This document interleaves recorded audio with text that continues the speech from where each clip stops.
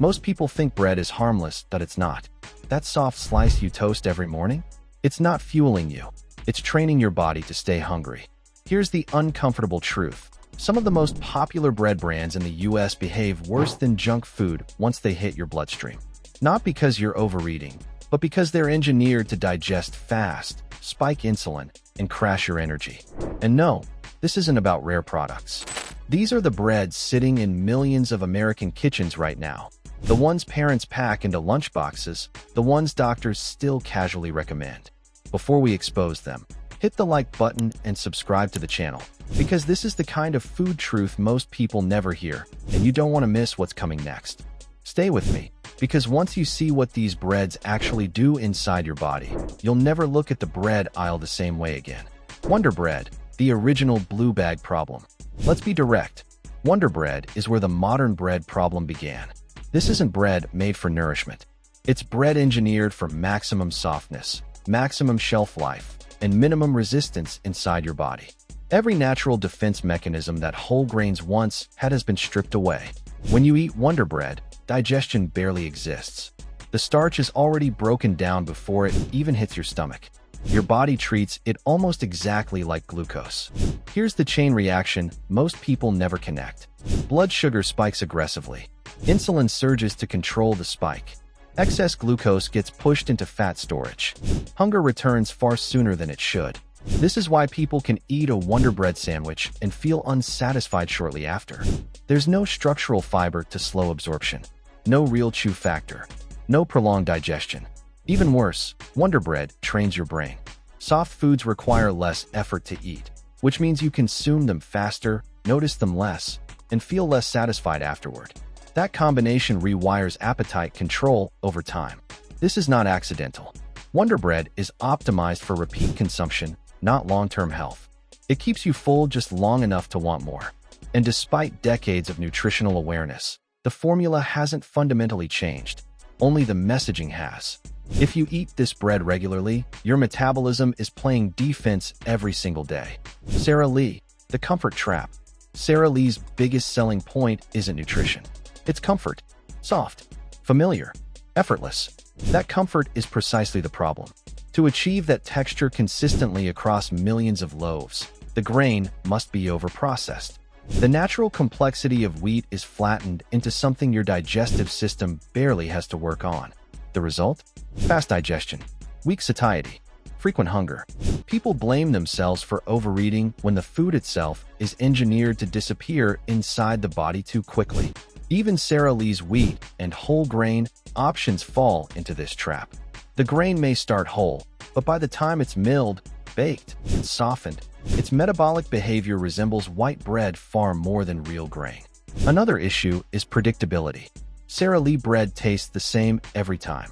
That consistency feels reassuring, but biologically, it's a red flag. Real food varies slightly. Ultra-processed food does not. And here's something most people overlook. If bread stays soft for days without hardening or molding naturally, it means the structure has been altered at a fundamental level. That altered structure doesn't just affect shelf life. It affects how your gut responds, how fast glucose enters your blood, and how quickly your hunger returns. Sara Lee doesn't make you feel bad immediately. It makes you feel hungry again. And that's far more dangerous. Pepperidge Farm, when premium, is just better marketing. Pepperidge Farm has mastered perception. Everything about the brand is designed to slow you down emotionally. The fonts are calmer. The colors are muted. The messaging suggests tradition, care, and craftsmanship. Subconsciously, your brain categorizes it as safer, but your metabolism doesn't read labels. It responds to structure. Most Pepperidge Farm breads are still produced using finely milled flour that's been stripped of its natural resistance. That resistance is what once slowed digestion, moderated blood sugar, and signaled fullness to the brain.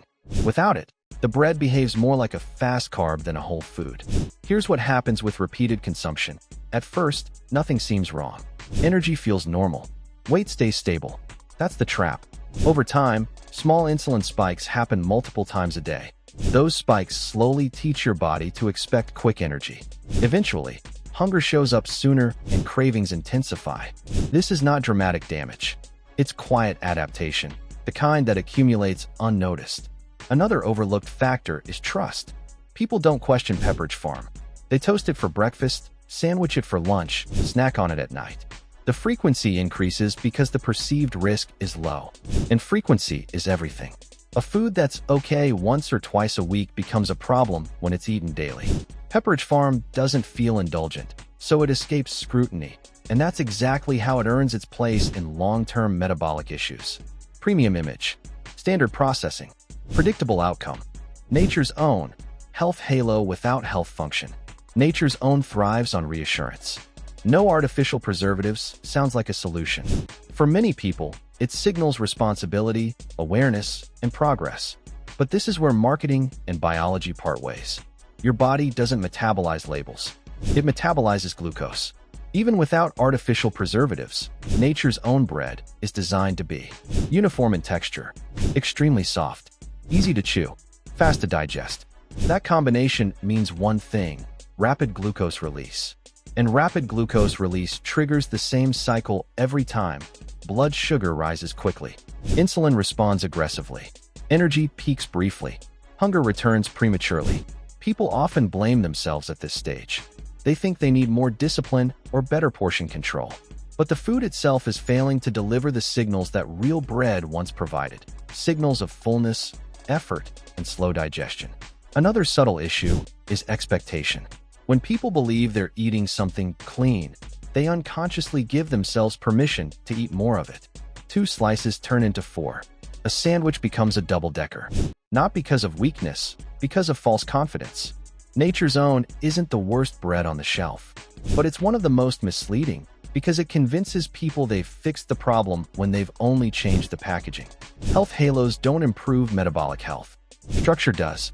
Arnold/Brownberry/Ora Wheat. Different names, one metabolic outcome. These 3 brands confuse people for a reason. Arnold, Brownberry, Ora Wheat. Different regions, different shelves, different names. Same parent company, same production logic, same problem. This family of breads leans heavily on visual health cues. Multigrain labels, whole grain claims, seeds scattered across the crust, darker color. Everything about them looks responsible. But looks don't slow digestion, structure does. Most of these breads start with whole grains, but by the time the grain has been milled, blended, softened, and stabilized, its natural defenses are gone. The fiber exists on paper, but functionally, the bread still breaks down far too quickly inside the body. This is where many people get stuck long-term. They upgrade from white bread to something like this and expect a meaningful metabolic shift. When it doesn't happen, they assume bread just doesn't work for them. The truth is harsher. They were sold a cosmetic upgrade. Seeds on the outside create crunch, not resistance. Darker colors suggest complexity, not slower absorption. Your bloodstream doesn't see packaging, it sees glucose. Eat this bread occasionally, and your body handles it. Eat it daily, and you're training your metabolism to live in a constant cycle of mild insulin stress. Not enough to feel dramatic, just enough to quietly matter. That's the danger of this category. It doesn't feel wrong. It just doesn't deliver what it promises. Dave's Killer Bread, better ingredients, same warning. This is where nuance matters. Compared to most breads on this list, Dave's Killer Bread is objectively better. Heavier slices, more fiber, more protein, organic sourcing, less fluff. But better is not the same as safe for everyone, all the time. Dave's Killer Bread is dense. That density means calories add up fast. 2 slices can deliver a surprising carbohydrate load, especially for people who are sedentary, insulin-resistant, or eating bread multiple times a day. The bread still relies on milled grain. It still breaks down into glucose. It still demands insulin. The difference is that it slows the process slightly, not enough to cancel it out entirely. This is why some people thrive on it, while others stall or regress. Context decides the outcome. If you're active, metabolically healthy, and eating it occasionally, Dave's Killer Bread can fit. If you're using it as a daily staple while trying to lose weight or control blood sugar, it can quietly work against you. And here's the trap. Because it's marketed as good bread, people stop questioning portions. They stop questioning frequency. They stop listening to feedback from their own body. Good branding can override biological signals. Dave's Killer Bread isn't the villain, but it's not a free pass either. It demands awareness, not blind trust. King's Hawaiian, dessert pretending to be bread. Let's remove the mask completely. King's Hawaiian is not bread in any functional, metabolic sense.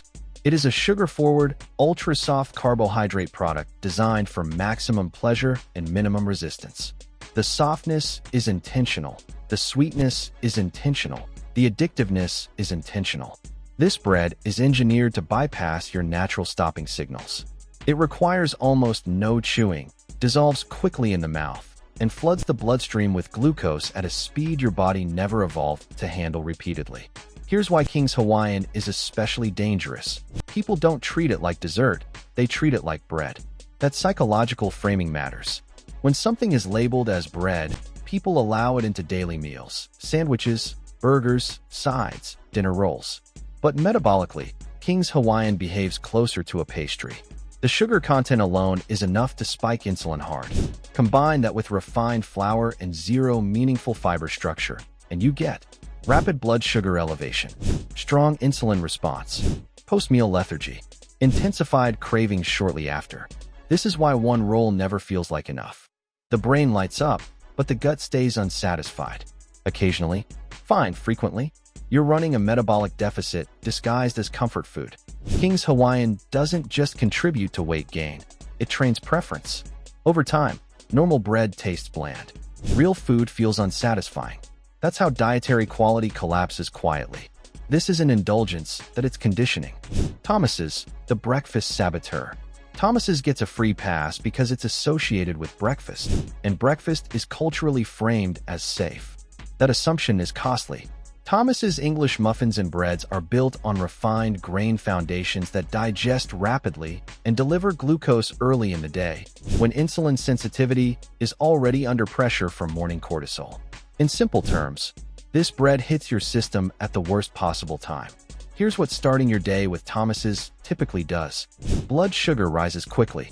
Insulin spikes early. Energy feels fine for a short window. Hunger returns mid-morning. Cravings intensify by noon. This sets the tone for the entire day. Once your first meal is fast digesting and low in real satiety, every meal after has to compensate. People don't realize how much damage is done before lunch. Another issue is portion illusion. English muffins feel light. They look small, but metabolically, they hit like refined bread. Sometimes harder because people stack toppings, spreads, and fillings on top of an already unstable base. Thomas's doesn't feel aggressive. It feels normal. And that's exactly why it's dangerous.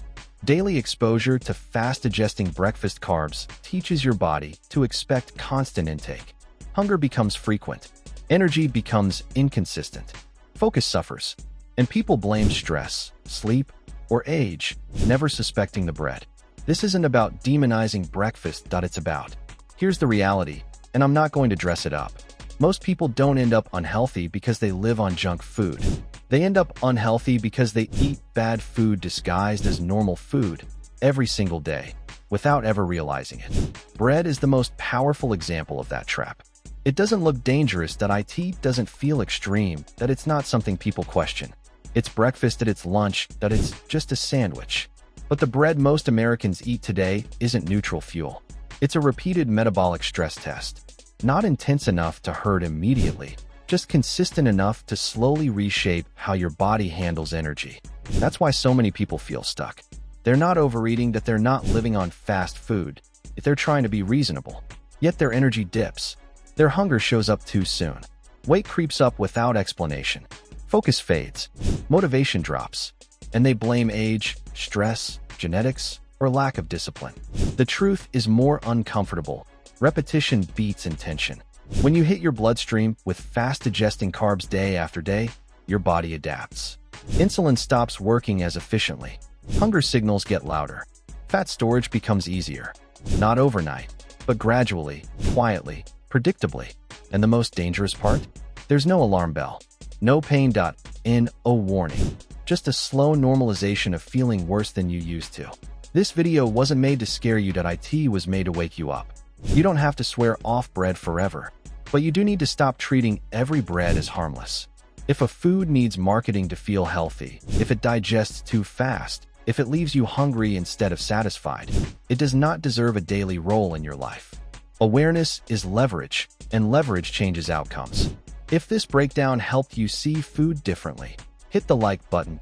It tells the algorithm to push real information instead of recycled nutrition myths. Subscribe to the channel if you want more ingredient-level truth, no corporate spin, no sugarcoating. And drop a comment. Which bread do you eat the most? And after watching this, are you actually willing to change it? Because once you see the pattern, you can't unsee it. And that's where real change begins. Understanding that what you eat first controls everything that follows.